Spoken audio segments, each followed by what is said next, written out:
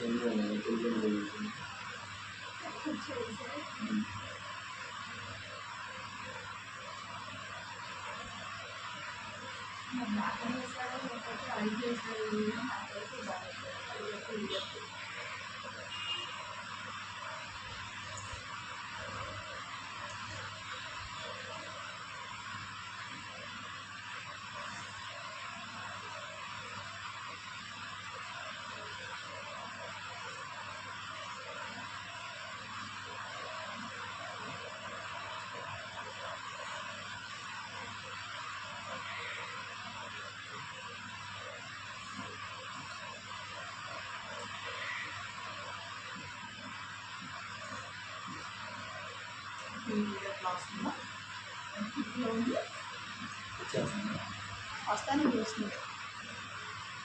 Hi.